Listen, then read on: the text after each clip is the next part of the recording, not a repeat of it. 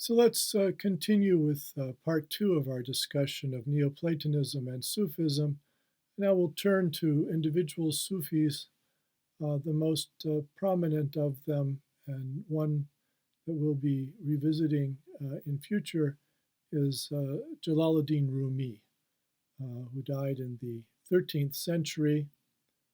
Originally from northern Afghanistan, his family and he fled the Mongol invasions, and he ended up as a court judge in Konya in what is now Turkey. Rumi often tells his readers to keep their silence.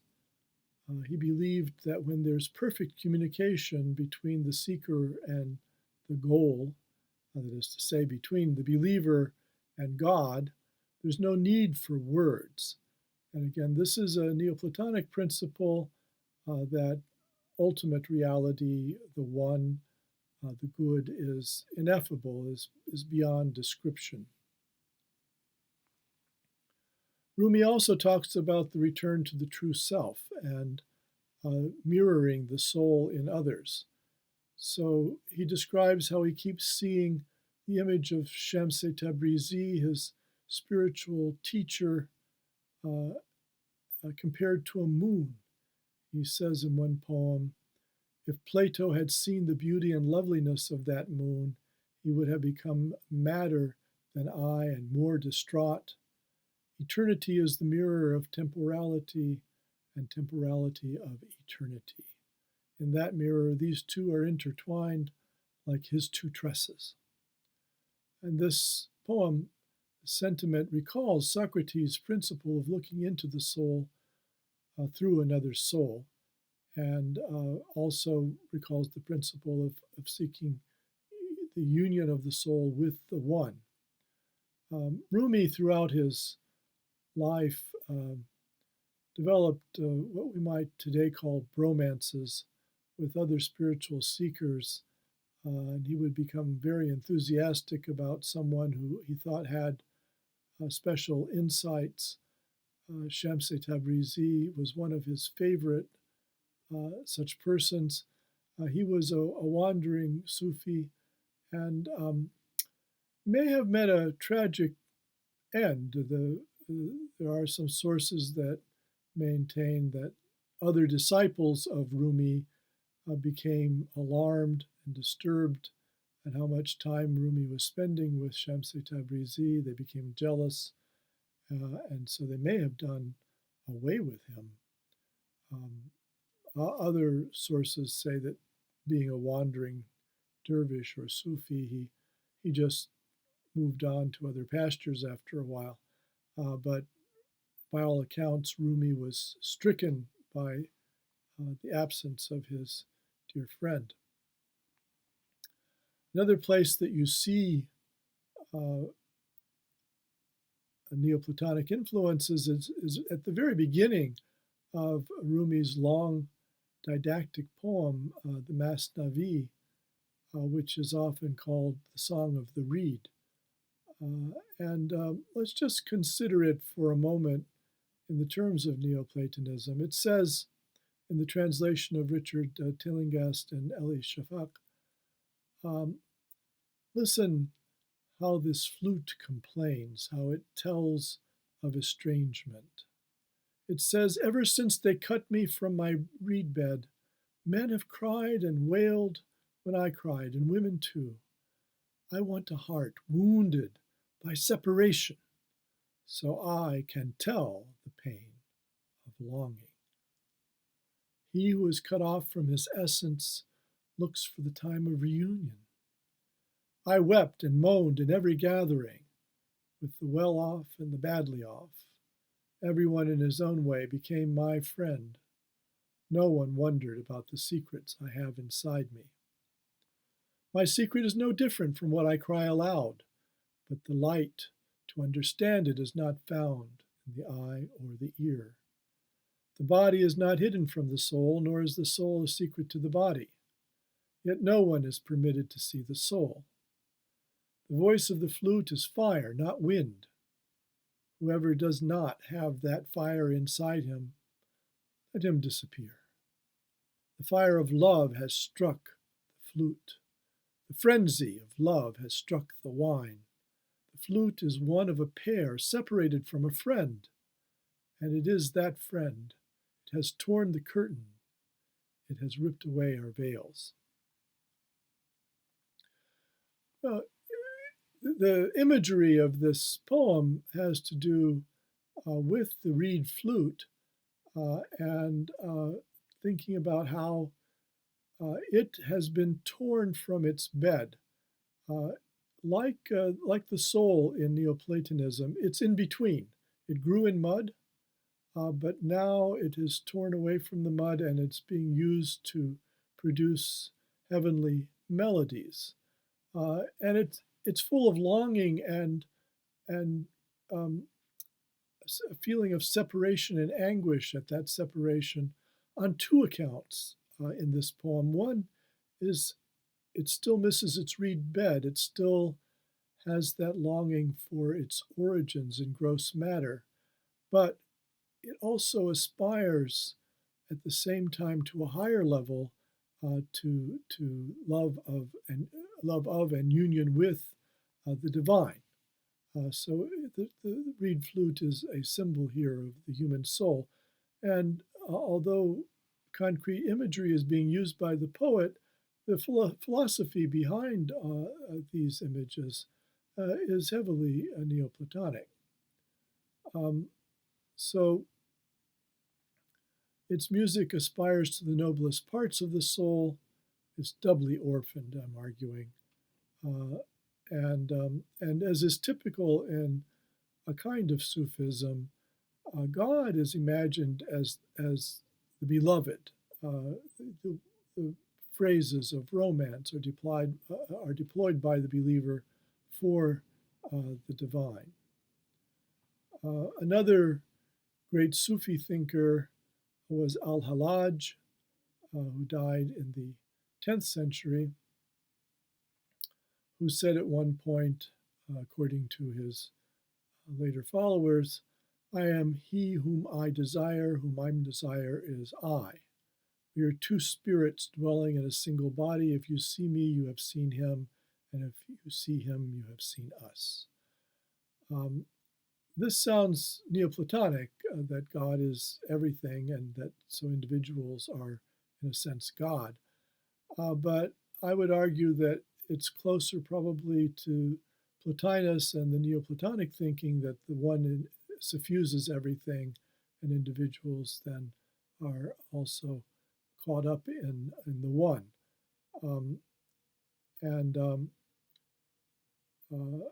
And so I think this is another example in al-Hallaj of a Neoplatonic way of thinking in Sufism. You often find in later traditions of Sufi Persian poetry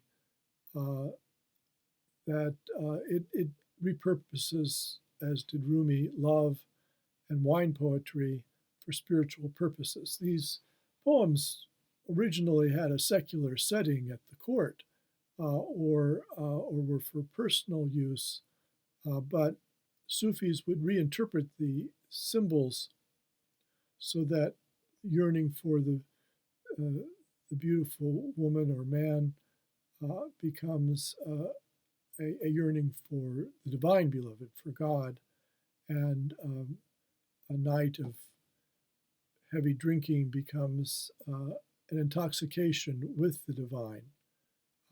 Wine becomes a symbol of being drunk on the love of God, and therefore the wine server in the tavern, the typically non-Muslim woman or young man, the Armenian or Zoroastrian figure that served the wine, became a symbol for the Sufi master who brings the teachings that cause this intoxication with God. And Sufis often used this secular and scandalous kind of imagery for the divine as a way of shocking people's conventional sensibilities, waking them up, and in that way they resemble the Zen masters a bit. So Sufi imagery also drew on Persian epic. Uh, there's a story in the old Iranian uh, Book of Kings about Jamshid, the fabled emperor, supposedly of ancient Iran. And he was said to have a magic cup in which he could see everything happening in the world. In reality, there was no king of ancient Iran called Jamshid. Jamshid is a mythical figure and is a cognate of Yama, the god of death in Vedic Hinduism. But for Sufis, this cup of Jamshid, the magic cup in which you could see all of the world's events, was the heart of the mystic. The heart of the mystic can see, and you gaze into that heart of the mystic, you can see all that exists. Sufis also referred to past prophets. So they would, in their poetry and their tales, they would focus on key scenes in the lives of the prophets. One of the favorite of these was Pharaoh's magician who engaged in a contest with Moses. In the Muslim tradition, he's given a name, Samiri, and Moses, to show that he's backed by God, turns his own hand white. So the white hand of Moses is often talked about in the Sufi poetry as a symbol for God's potency. And the story is told of the contest with the magicians around Pharaoh's court. But of course, Moses' ability to turn his hand white is a reference to the Sufi's ability to turn his soul pure, or her soul pure. Then Sufis also would use the image of Jesus. Jesus' ability to revivify the dead was often referred to as in the story of Lazarus in the New Testament. And so, but that again was used symbolically to refer not to a physical rebirth from death, but to the reviving of the soul of the person after it had been immersed in the material world. I should say that it's sometimes not realized that Muslims honor the biblical prophets before Muhammad, Moses and Jesus amongst them, as prophets of the one God. And so stories about these prophets, some of them, with the case of Moses or Abraham, some of them are rabbinical stories rather than from the Bible itself. With Jesus, you had a lot of folk tales about Jesus in the Near East that got incorporated into Muslim literature as well. As I mentioned, the Sufis spoke of the divine in romantic terms. The moon-like face of the beloved is then applied to God. His or her black tresses are symbolizing various things, but in some Sufis they would say it was the grace of God, or the tresses are God's divine wrath.